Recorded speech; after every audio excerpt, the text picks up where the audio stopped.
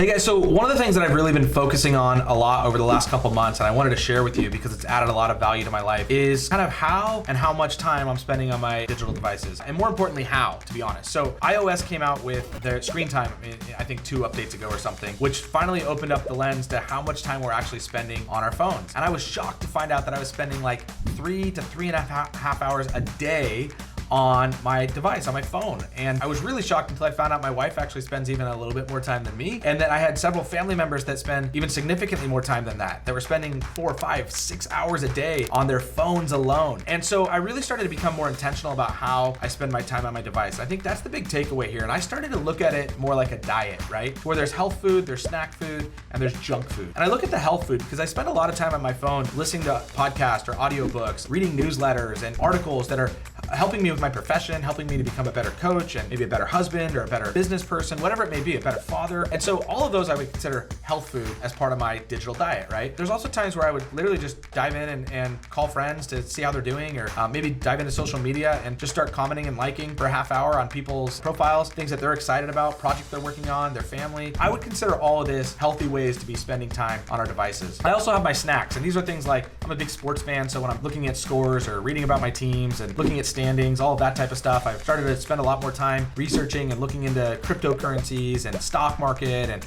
those types of things that aren't necessarily adding a ton of value to my life, but they're things that I enjoy, and so I consider them kind of those snack foods. And then we have the junk food, and there's a fine line oftentimes between the healthy food and the junk food. We'll take Twitter, for example, right? Which can be an extremely divisive place, but it can also be an extremely useful place to learn and get a lot of useful information. And so there's kind of 2 tests that I use to figure out, is this really junk food or is this healthy food? And the first one is, what's the energy of that conversation? Is it negative or is it positive? And if it's positive energy, it's generally gonna fall into that health food category. If it's negative energy and there's, these just kind of comments and divisiveness taking place, whether it's the topic or the specific people that are in that community, I really try and flag that as junk food and things that I need to stay away from.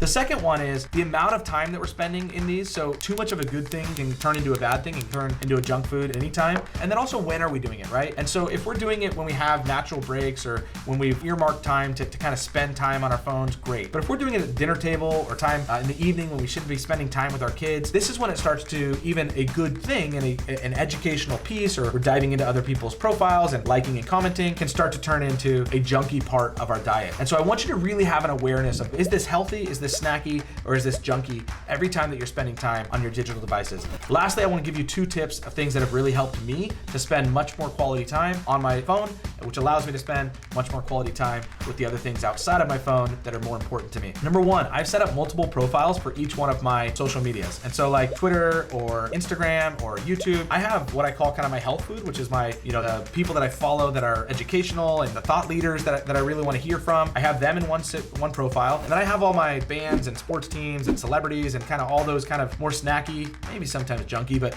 kind of more snacky stuff in a profile. And then I also have all of my friends and family in a 3rd profile. And it really allows me to be intentional about where I'm spending time on each social media and with who. And then the last thing that I do is I've become intentional about the notifications on my phone. And so I actually went through and looked at every single notification and eliminated about 2/3 of them. And what I found is that generally when I'm spending time in kind of that junk food category, it's because something was notified on my phone and I picked up my phone and all of a sudden I ended up into something that's not actually adding benefit to my life. And so just by reducing notifications, I found that I spent a lot less time on my phone, but most of that time I was removing from the junk food category, not from the health or snack food category. So anyways, I hope that helps you out, guys. Spending time on your phone is not a bad thing. Screen time is not a bad thing, but how you spend that time should be very, very intentional and thoughtful, and hopefully this will help you out.